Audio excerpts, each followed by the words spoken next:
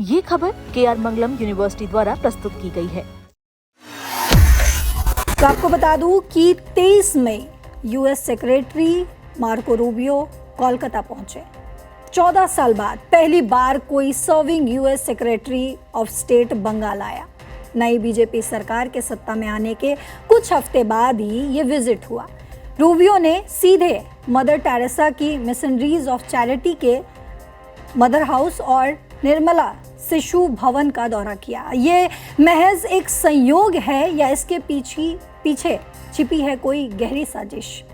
ये समझना बेहद ज़रूरी हो जाता है। क्योंकि अगर हम इतिहास में देखें तो जब भी भारत एक मजबूत बॉर्डर पॉलिसी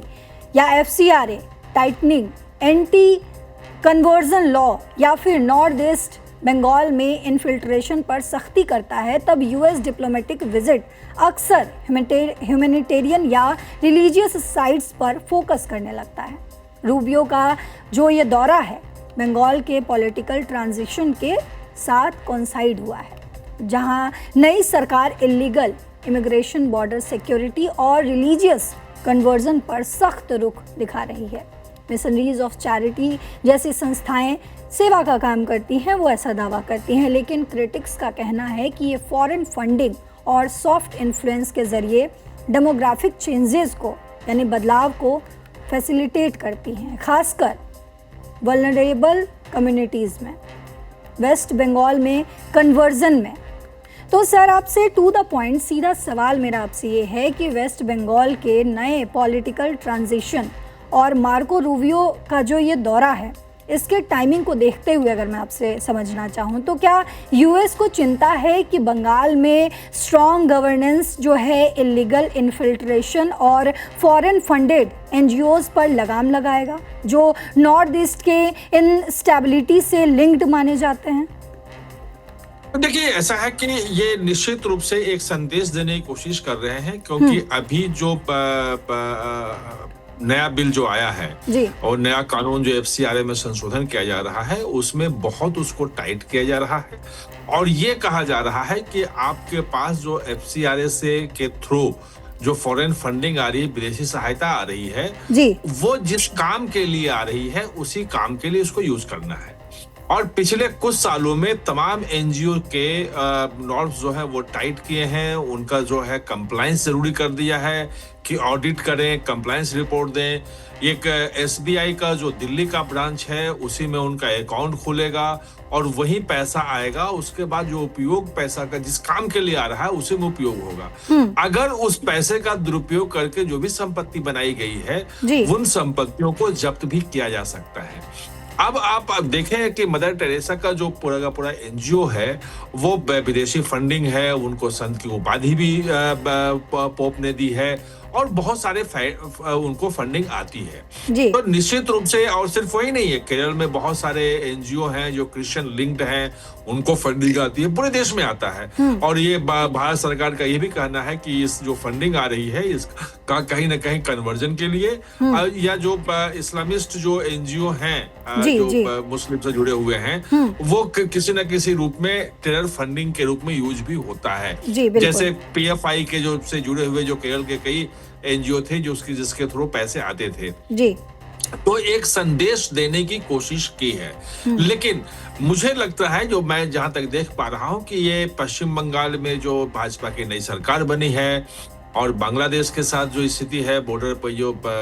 वो बाड़ लगाए जाने हैं, जो फेंसिंग की जानी है, उससे बहुत कुछ जुड़ा हुआ नहीं है। ये जो पूरा का पूरा दौरा है वो जो चीन में ट्रंप को जो झेलना पड़ा है जिनपिंग के सामने, जो दोनों की बातचीत हो रही थी और उसमें से जिनपिंग ने जिस ढंग से, आज फाइनेंशियल टाइम्स ने जो लंदन का अखबार है उसने अंदर की खबर दी है और उस खबर में उसने बताया है कि वहां पे दोनों के बीच में बहुत हॉट टॉक हो गया था जापान को लेकर के, और इसी तरह से ताइवान को लेकर के जिनपिंग ने बिल्कुल रेड लाइन खींच दिया था कि उस पे कोई बातचीत होगी ही नहीं। और आप देखें कि लौटने के बाद ट्रंप ने आश्वस्त किया था कि नहीं, हम नहीं करेंगे, और उसको जो हथियार की सप्लाई थी अमेरिका ने वो भी रोक दी। लेकिन अब चीन को अगर कंटेन करना है है चीन बराबरी में आके बातचीत कर रहा है और अमेरिका उसका कुछ नहीं कर पा रहा है। जी। ये समझ में आ गया ट्रंप के दौरे के बाद जी। कि अब वो चीन को चाहे टैरिफ का धमकी दें, चाहे कुछ भी करे, वो बराबर के लेवल पे करेगा,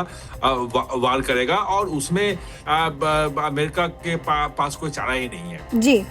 और एक जो बड़ा मुद्दा उठा था वो जापान का उठा था वहां पे, और जिनपिंग ने बहुत नाराजगी जताई थी कि आप जापान जो है, वो जापान के नई जो प्रधानमंत्री बनी हैं और वो वहां पे हथियार की रेस शुरू कर रही हैं, रक्षा बजट बढ़ाया गया है, फाइटर जेट से लेकर के और तमाम जो अत्याधुनिक हथियार हैं वो बनाने और एक्सपोर्ट करने की भी बात वहां हो रही है। तो ये चीन के लिए एक बड़ा खतरा है, क्योंकि द्वितीय विश्व युद्ध में चीन पे जिस ढंग से जापान ने हमला किया था, जिस ढंग से नुकसान हुआ था उसका, तो वो उसकी यादें हैं और उसको लेकर के वो बहुत नाराज था। लेकिन नाराज थे जिनपिंग, और इन्होंने सफाई दी कि भाई उसका जापान का अपना अधिकार है, सब कुछ है, वो बातचीत हुई थी। अब इसके बाद एकमात्र रह गया है कि चीन सेंट्रिक एक जो संगठन बना था वो बना था क्वाड, जिसमें जापान भी है, ऑस्ट्रेलिया भी है, भारत है और अमेरिका है। अभी पिछले साल क्वाड की बैठक जो ट्रंप का जो स्थिति रही और भारत के खिलाफ और प्रधानमंत्री मोदी के खिलाफ जिस ढंग से उन्होंने कदम उठाए, जिस ढंग से वक्तव्य दिया, बयान दिए, तो वो क्वाड की कोई मीटिंग ही नहीं हो पा रही थी जी। और ये जो है वो आप देखेंगे कि भाई मंगलवार को पूरी की पूरी उसकी बैठक है क्वाड की, बहुत दिनों बाद हो रही है क्वाड की बैठक विदेश मंत्रियों की। और जो पिछले साल जो सितंबर में माना जाता था कि क्वाड के राष्ट्राध्यक्षों की बैठक होगी जिसमें ट्रंप भी भारत आ सकते हैं, और मुझे लगता है कि उसका रास्ता अब साफ होगा। तो ये जो पूरा का पूरा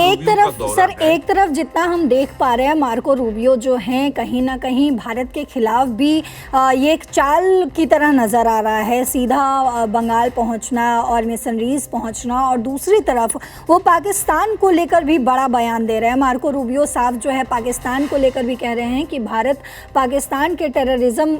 को लेकर जो उन्होंने बयान दिया, तो कैसे एक साथ दो निशाने जो हैं मार्को रूबियो साध रहे हैं? क्या इसके पीछे जो है पूरी की पूरी जो अगर हम प्लानिंग कहें तो क्या वो डोनाल्ड ट्रंप जो है वो कर रहे हैं? नहीं, देखिए वो नहीं है, उतना दूर नहीं जाना चाहिए। जो पूरा का पूरा दौरा देखें तो जो मिशनरीज वाली बात आप कर रहे हैं, मैसेज देने की बात है कि एफसीआरए में जो उनके जो एनजीओ को जो फंडिंग होती है वो जायज है, वो तो बिल्कुल ठीक है, उसमें वो एक संदेश देने की उसमें कोशिश थी। लेकिन पाकिस्तान को लेके आप कहेंगे तो मैं ये देख रहा हूं कि चीन में जो झटका लगा है ट्रंप को,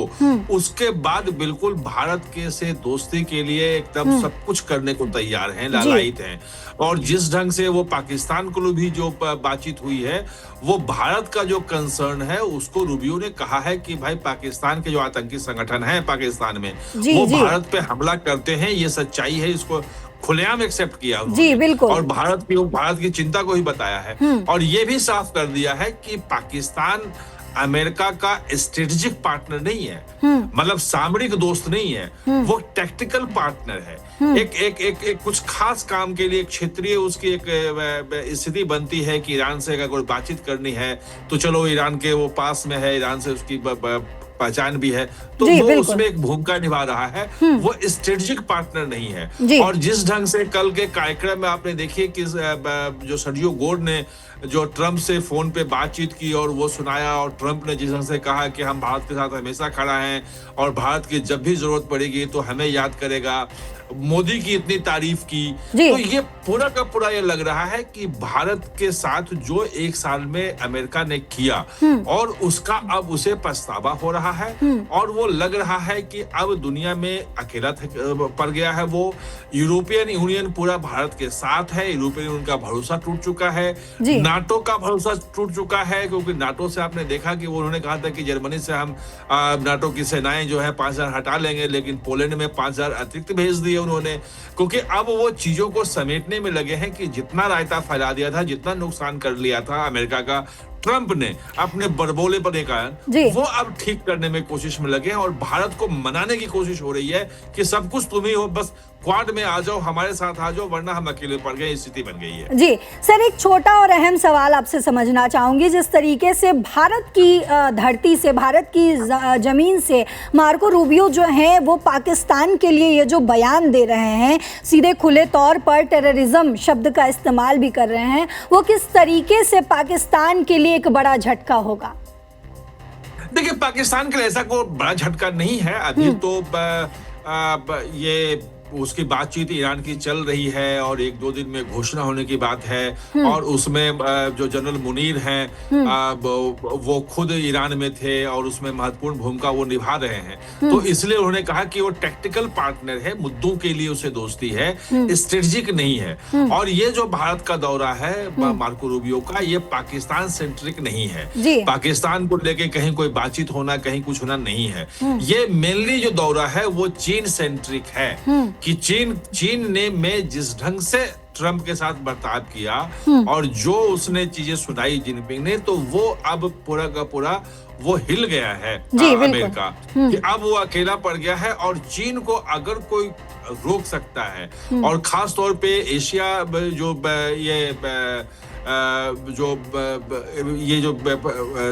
एशिया पैसिफिक वाला जो इलाका है, उस इलाके में अगर कहीं कुछ हो सकता है तो भारत ही कर सकता है। खास तौर पे इंडियो पैसिफिक जो ओशन है उसमें भारत की जो है महत्वपूर्ण भूमिका होगी। अब वो भारत जो है वो वहां पे मुहाने पे खड़ा है, सारी जहाजें जो है यहाँ से आती है। 70-80% जो व्यापार होता है चीन का वो इसी रास्ते से होता है। तो अब वो भारत को इस रूप में बनाने में चले हैं कि क्वाड को फिर से जिंदा करो। और मुझे लगता है कि क्वाड एक सिर्फ 4 देशों के सहयोग का संगठन था जिसमें वो ऑस्ट्रेलिया, जापान, भारत और अमेरिका था। वो हो सकता है कि उसको अब कुछ खास शेप देने की कोशिश करें क्योंकि चीन जो है वो अमेरिका के लिए अब बड़ा खतरा नजर आ रहा है और ट्रंप के चीन दौरे के बाद ये बिल्कुल साफ हो गया है। जी सर, एक और आखिरी सवाल इस पर लेना चाहूंगी कि मदर टेरेसा की संस्था जैसी जो ह्यूमैनिटेरियन ऑर्गेनाइजेशन जेन्युइनली सेवा करती है या इनका इस्तेमाल जियोपॉलिटिकल सॉफ्ट पावर और डेमोग्राफिक इंजीनियरिंग के लिए होता है? तो क्या इंडिया को क्या सेफगार्ड्स लेने चाहिए बिना जेन्युइन चैरिटी को हर्ट किए?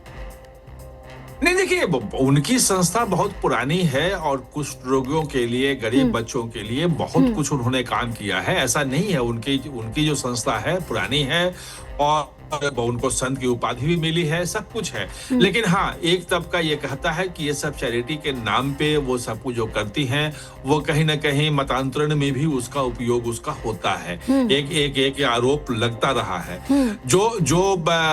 अमेरिका के जो पश्चिमी जगत के, यूरोप के जो हित हैं और जो कि सारे के सारे फंडिंग उधर से ही होते हैं और क्रिश्चियन ग्रुप जो हैं वो करते हैं, तो एक कंसर्न है पश्चिम जगत का, जिसमें अमेरिका का भी है, रूबियो का भी है और उसमें वो एक संदेश देने की कोशिश कर रहे हैं कि ये जो संस्था है ये ह्यूमैनिटेरियन काम कर रहा है, इस पे सरकार कोई कार्रवाई न करे। और खास तौर पे जब शुभेंदु अधिकारी की सरकार वहां आ गई है, हिंदुत्व की बात हो रही है, एंटी कन्वर्जन लॉ भी वहां आ सकता है, यूसीसी भी आ सकता है, ये तमाम चीजों के बीच में वो एक संदेश देने की कोशिश कर रहे हैं कि अमेरिका जो है वो इसको मान्यता देता है और शायद उस पर भारत कार्रवाई न करे,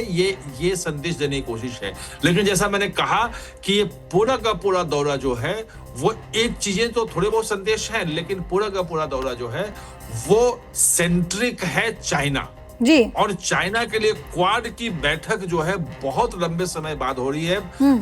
विदेश मंत्रियों की, और राष्ट्राध्यक्षों की बैठक का रास्ता इसमें साफ होगा। और चीन को घेरने के लिए ये जो 4 देश हैं, जिसमें जापान का तो जिक्र किया ही मैंने कि बैठक में कैसे जापान को लेकर के एक तरह से तूतू मैमे की नौबत आ गई थी ट्रंप और जिनपिंग के बीच में। तो ये एक बहुत महत्वपूर्ण दौरा उस तरफ है। हाँ, मैसेजिंग देने की कोशिश जरूर है जो कर रहा है जी। जी, बहुत शुक्रिया सर आपका तमाम जानकारियों के लिए। तो आपने समझा हमारे एक्सपर्ट से कि किस तरीके से मार्को रूबियो का भारत आना अपने आप में बेहद अहम है, लेकिन भारत के कहीं ना कहीं खिलाफ भी जो है ये मार्को रूबियो का कोलकाता दौरा जो लग रहा है। इसके अलावा मार्को रूबियो ने किस तरीके से भारत की धरती से पाकिस्तान को कहीं ना कहीं बड़ा मैसेज दे दिया है, और उस मैसेज पर पाकिस्तान किस तरीके से रिएक्ट करेगा या फिर कैसे उस मैसेज पर जो है वो प्रतिक्रिया देगा, ये आने वाले समय में पता चलेगा।